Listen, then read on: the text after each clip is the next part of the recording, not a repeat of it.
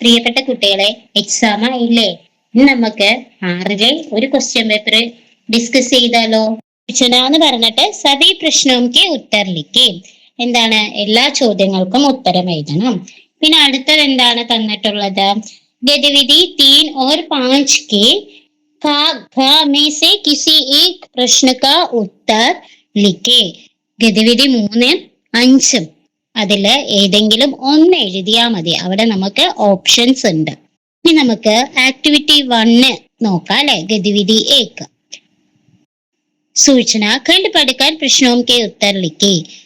എന്താണ്? പാരഗ്രാഫ് വായിച്ച് ചോദ്യങ്ങൾക്ക് ഉത്തരം എഴുതുക. വായിച്ചാലോ പാരഗ്രാഫ്? നോക്കൂ. एक तालाब के किनारे एक पीपल का पेड़ था. उस पेड़ पर बहुत सारे बंदर थे.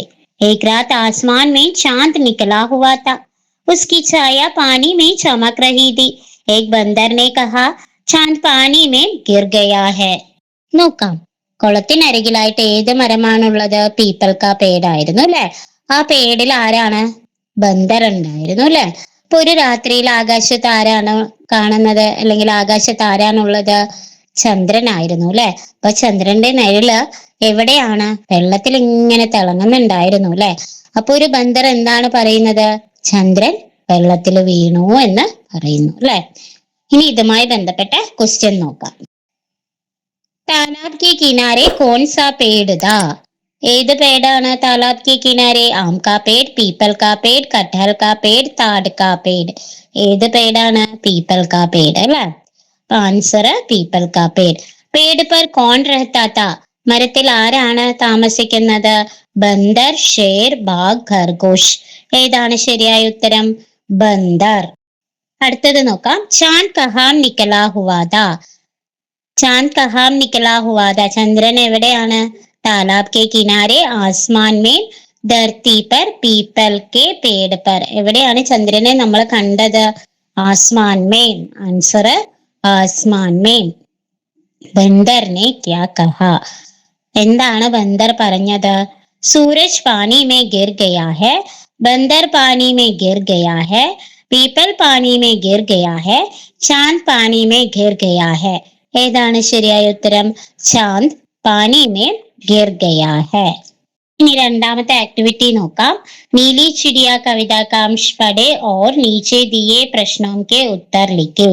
नीले आसमान से उतरी नीली एक निराली चिड़िया, गाती उड़ने वाली चिड़िया, उड़ती गाने वाली चिड़िया.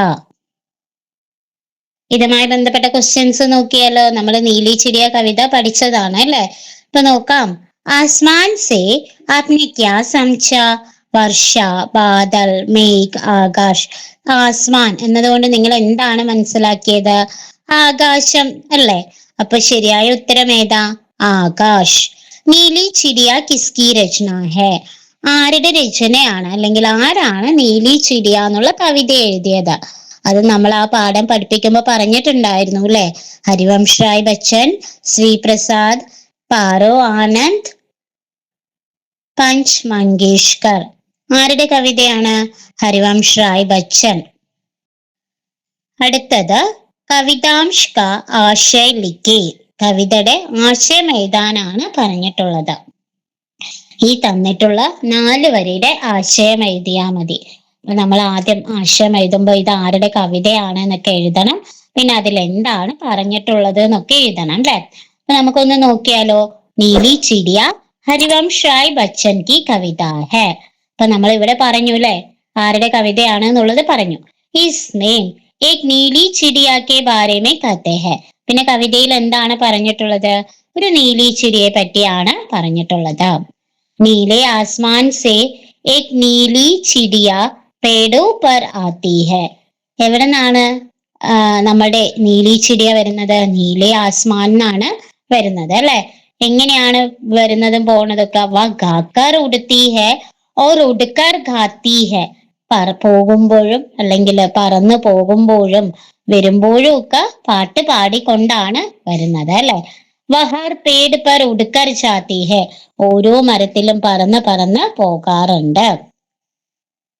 അപ്പൊ ഇത്രയും മതി അല്ലെ ആശയം. ഇനി നമുക്ക് അടുത്ത മൂന്നാമത്തെ ആക്ടിവിറ്റി നോക്കാം കേട്ടോ. रूरू कहानी का अंश पढ़े और नीचे दिए गए प्रश्नों के उत्तर लिखे. മൂന്നാമത്തെ ആക്ടിവിറ്റി ആണ്. അപ്പൊ അതിൽ പറഞ്ഞിട്ടുള്ളത് റൂറു കഹാനിയുടെ ചെറിയൊരു അംശം തന്നിട്ടുണ്ട്. അപ്പൊ അതുമായി ബന്ധപ്പെട്ട് താഴെ കൊടുത്തിരിക്കുന്ന ചോദ്യങ്ങൾക്ക് ഉത്തരം എഴുതുക. നോക്കാം. बच्चे जमीन पर बेहाल पड़े हुए थे. चिड़िया जोर से रोई. उसकी आवाज सुन उसका साथी उड़ता हुआ आया. उन दोनों को उदास देख रूरू को एक ख्याल आया. मुझे एक जगह मालूम है जब तक बच्चे उड़ने लायक नहीं हो जाते वे आराम से वही रह सकते हैं. നമ്മൾ റൂറു കഹാനി പഠിച്ചത് കൊണ്ട് റൂറുവിനെ പറ്റി നമുക്ക് അറിയാം അല്ലെ. അപ്പോ നമ്മുടെ ചിടിയുടെ വച്ച് നിലത്ത് കിടക്കാണ്.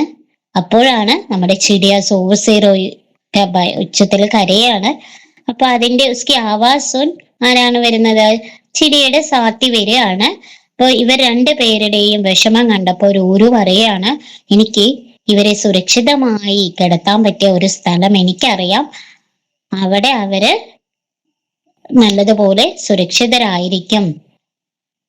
കുട്ടികള് പറക്കാനാകുന്നത് വരെ അവിടെ താമസിക്കട്ടെ എന്നൊക്കെ പറയുന്നുണ്ട് അല്ലെ. അത്രയുമാണ് ഇവിടെ തന്നിട്ടുള്ളത്. ഇനി നമുക്ക് ക്വസ്റ്റ്യനിലോട്ട് കിടക്കാം. മുझे एक जगह मालूम है ये किसने कहा. എനിക്കൊരു സ്ഥലം അറിയാം. ഇതാരാണ് പറഞ്ഞത്?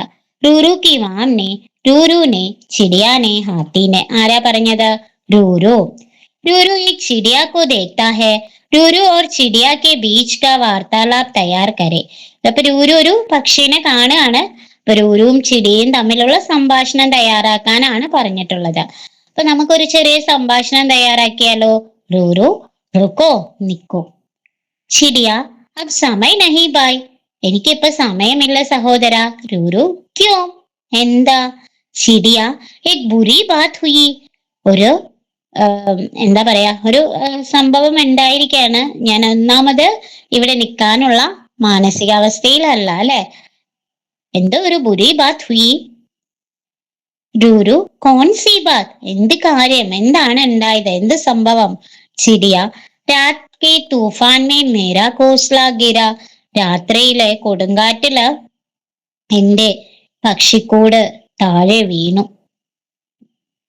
റൂരു ഫിർ ഇനി എന്ത് ചെയ്യും? ചിടിയ പതാ നഹി മേരെ ബച്ചോം കോ ക്യാ ഹുവാ. എനിക്കറിയില്ല മക്കൾക്ക് എന്താണ് പറ്റിയത്.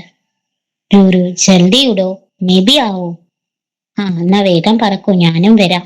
ചിടിയ ഒരു ചെറിയൊരു സംഭാഷണമാണ് നമ്മൾ തയ്യാറാക്കിയത് അല്ലെ. ഇനി ഇതില് മൂന്നാമത്തെ ആക്ടിവിറ്റിയില് ഓപ്ഷൻ ഉണ്ട്.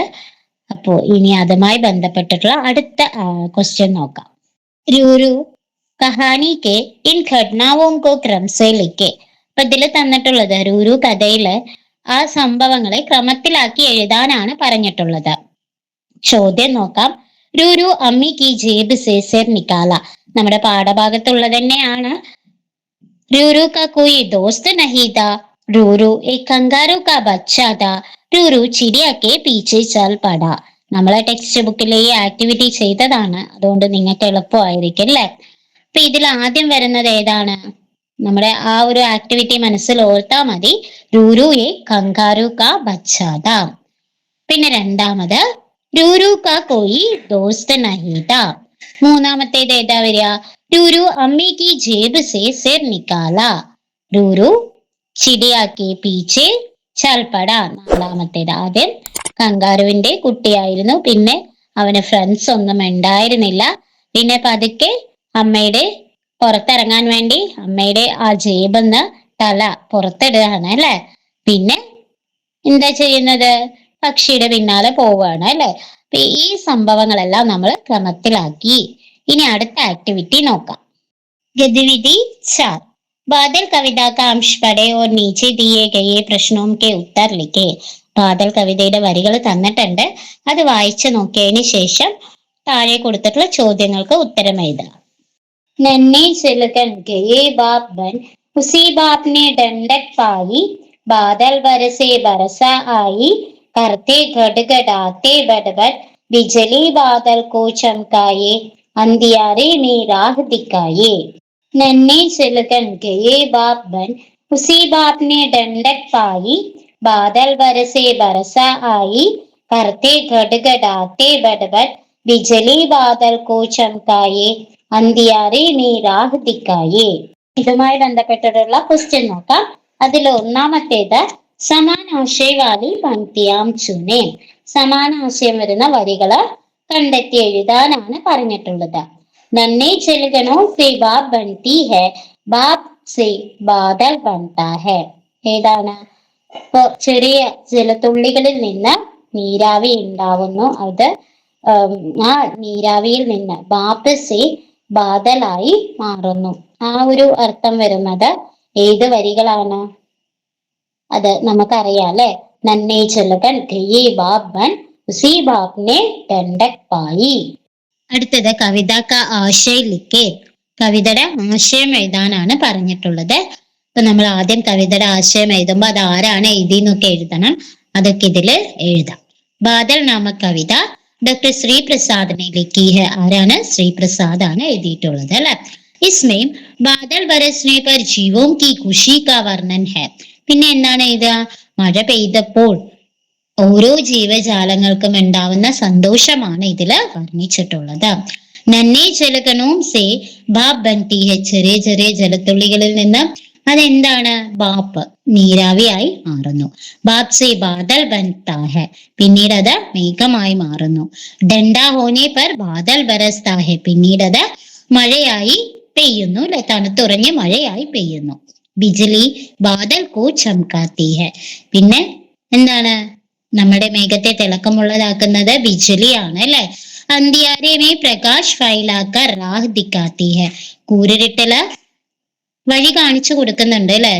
മിന്നല് വെളിച്ചൊക്കെ പ്രകാശമൊക്കെ മിന്നലിന്റെ ആ പ്രകാശത്തിലൂടെ വഴിയൊക്കെ കാണിച്ചു കൊടുക്കുന്നുണ്ട്. അഞ്ചാമത്തെ ആക്ടിവിറ്റി നോക്കാം. सीगड़ी मछली सूखी क्यों नहीं? लोक कथा का अंश पढ़े और प्रश्नों के उत्तर लिखे.